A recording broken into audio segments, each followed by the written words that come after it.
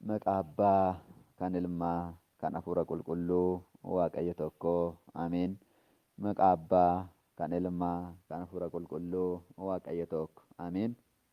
Maqaa Abbaa, kan Ilmaa, kan Hafuura Qulqulluu, Waaqayyo tokko. Ameen. Jaalatamtootaaf kabajamtootaa maatii Waaqayyoo, Waaqayyoon kan jaallattan, innis baay'iseef guddisee kan isin jaallatu, addunyaa dabarsee kan jiraatu alfaaf omeeggaa, borus kan jiru, yeroo hundumaayyuu jireenya keenya nu miidhagsee baagala keenya tolchee akka isa galateeffannuuf kan nu uume Waaqayyo Abbaan keenya maqaan isaa kan galatame nuuf haa ta'u.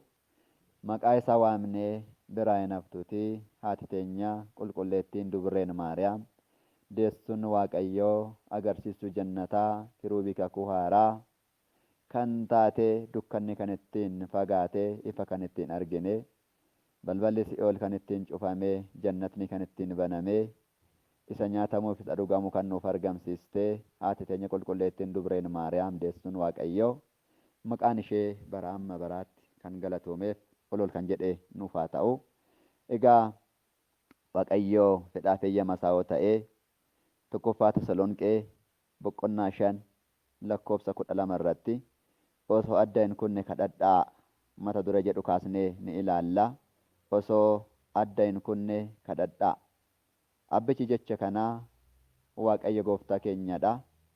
Dukkanni kan ittiin fagaate, jireenyi kan ittiin argame Waaqayyo gooftaan keenya jechi kun kan isaati. Jecha kana kan nuuf barreesse qulqulluu Phaawulos yoo ta'u, Phaawulos jechuun ifa addunyaa jechuudha. Kiristaanota naannessuu irraa gara naanneeffamuutti kan fudhatame, ifa addunyaa kan ta'e hanga samii sadaffaatti kan fudhatame, ergaawwan 14 kan nuuf barreesse qulqulluun Phaawulos jecha kana lafa nuuf kaa'eera maate Waaqayyo. Kadhannaadhaan bu'aan argamu maal akka ta'e abboota keenya irraa baranneerra. Nus wanta baay'ee argineerra. Yoo isa kadhannu Waaqayyo dafee nu qaqqaba. Badii mucaa namaa hin barbaadu. Dhiiga isaa dhangalaasee foon isaa muree qaraanee irratti jaalala daangaa hin qabneen kan nu jaalate Waaqayyo Abbaan keenya. Yeroo hundaa gaabbiidhaan gara mana kootti ol galaa koottaa xiqqoo boqadhaa jedhee kan nu waamu kan nu jiraachisu Waaqayyo Abbaan keenya jiraataa bara baraa kan ta'e. Egaa kadhannaadhaan inni cimnee maal akka argannu cimsee abbaan keenya nu barsiiseera. Iddoo Geetesemaanee jedhamtu tofii kadhatee nuunis akka kadhachuu qabnu nu barsiiseera jechuudha. Egaa kana ilaalchisee guyyaa har'aa kana waxabajjii 26 abbaan keenya qulqulluun Habta Maariyaam egaa ayyaana ji'aan kabajamee oolu keessaa isa tokkodha. Abbaan keenya Habta Maariyaam abbaa isaanii luba Firee Buruuk fi haadha isaanii Yoosxeenaa irraa caamsaa 26 Manz iddoo Yiraawit kan jedhamtutti dhalatanii jiru jechuudha. Egaa abbaan keenya haala kamiin argaman kan jedhuuf haati isaanii Yoosxeenaan namni addunyaa kanaa yoo oofes yoo jiraates lubbuu isaa yoo du'arraa hin hambifne bu'aan isaa gatiin isaa maadha jechuudhaan gara kawaala tokkootti ni deemte. Kawaala kanas yoo deemtu itti gaafatamaan kawaala kanaa gara abbaa tokkootti deemuudhaan yaa abbaa koo anu addunyaa kanaa jibbeen jira, addunyaa kana dhiiseen jira, minkusinnaa fudhadhee jiraachuun barbaadaa ittiin yoo jettu abbaan kunis fedhaaf eeyyama Waaqayyoo siifan gaafadha jechuudhaniin subaayee guyyaa 3 qabatanii Waaqayyo gooftaa isaanii kadhatanii jiru. Egaa Waaqayyo gooftaan keenyas abbaa kanaaf deebii yeroo gabaabaa keessatti deebiseefiira. Akkas deebii jedhu argatan jechuudha. Isheen tunoo ani isheerraa mucaa kadhannaadhaan addunyaa fayyisuu, mucaa kadhannaadhaan Itoophiyaa eeguu, mucaa kadhannaadhaan gara kan kootti lubbuu hedduu deebisuu isheerraa argachuun barbaada waan ta'eef eeyyama kan koo isheedhaaf osoo hin taane mucaa isheedhaaf jechuudhaniin abbaa kanatti Waaqayyo ni dubbate. Abbaan kunis akkuma beekamu ishee kanaan fedhaaf eeyyama Waaqayyo hin taane gara mana kan keetti deebi'i. Sirraa Waaqayyoo ilma ni argataa. Maqaa isaas Waaqayyo gooftaatu moggaasaaf jedheetu ishee kanatti ni hime. Isheenis fedhaaf eeyyama Waaqayyoo moti jechuudhaan gara mana isheetti ni deebite. Egaa mucaa ni argatte jechuudha. Mucaan isheen argatte kunis daa'ummaarraan jalqabee kadhannaadhaan kan beekame. ganaa dudda hadhaa irratti taa'ee osoo jiru gara mana amantaatti yoo deemu Egzi'oo maharana Kiristoos yaa Waaqayyo gooftaa nutti araarami jechuudhaniin waaqa isaa kan kadhatu ture jechuudha. Mana isaa keessattis sagadaan kan beekame warri isaa osoo isa hin argine waaqaaf kan kadhatu daa'ummaarraan kan waaqaaf qoma'oo kan jilbeeffatu ture jechuudha. Mucaa waggaa 12 yennaa ta'u iddoo Ilbidaaraa jedhamtutti abbaa Malkatseedeq kan miiddaa irraa munkusinnaa fudhatee jira jechuudha. Munkusinnaa fudhatees osoo ittiin jiraachaa jirus yeroo baay'ee qulqulluu Mikaa'elidhaan eeggamaa gara samiittis ol geeffamee jannataa fi si'oolii iddoo jiraattota qulqullootaa iddoo qulqulloon itti jiranis akkasumas Yerusaalem ishee samii daawwachiisaa qulqulluun Mikaa'el akka ture ni hubanna.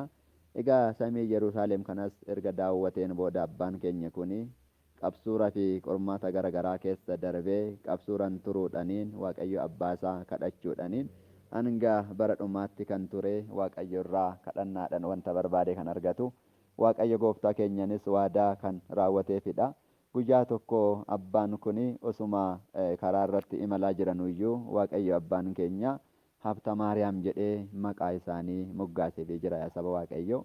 Egaa moggaasa kanas erga argataniin booda Waaqayyo waadaa galeef maqaa keetiin nama bishaan qorraa obaase maqaa keetiin nama rakkataa gargaare ani siifan maaraa kan si dhaga'aniif ammootuyyuu iccitii koo siif ibsuudhaniin siif ibsee namoota hedduu ni barsiiftee gara mana kootti ni deebiftaa jiraata bara baraa ni taasiftaa lubbuu badde hedduun ni fayyiftaa namoonni hedduun jecha kee dhaga'anii maqaa keetiin waadaa siif galame kanaan gaabbii galuudhaniin mootummaa Waaqayyoo ni dhaalu jechuudhaniin Waaqayyo abbaan keenyas isaaf waadaa galeefeera jechuudha.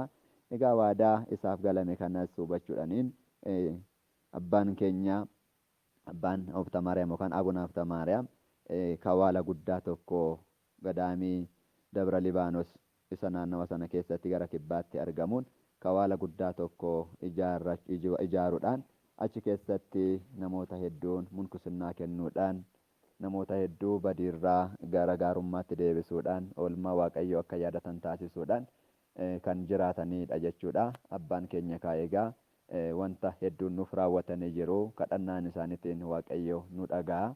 Nama si kadhatee guyyaa kee qabsuura kee nama dubbisee nama dubbisiisee nama dhaga'ee bishaan qorraas kan obaasee guyyaa kana mana qulqullummaa keetti argamee seera qulqulleessa irratti kan hirmaatee foon fi dhiiga koo kan fudhatee siifan maaraa jechuudhaan Waaqayyo waadaa galeefeera jechuudha.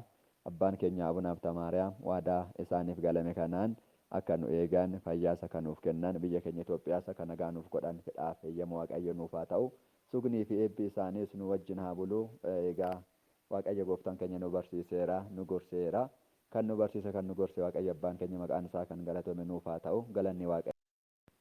Maqaa Abbaa kan Ilmaa kan Hafuura Qulqulluu Waaqayyo tokko ameen. Maqaa Abbaa kan Ilmaa kan Hafuura Qulqulluu Waaqayyo tokko ameen.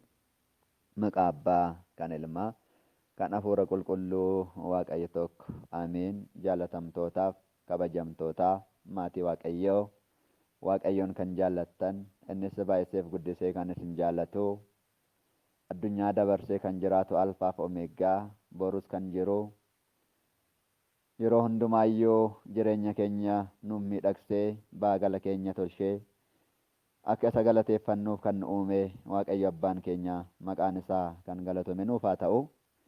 Maqaa isaa waamnee biraa hin haftuuti haati teenya qulqulleettiin Dubreen Maariyaam deessuun Waaqayyoo agarsiistuu jannataa kiruubii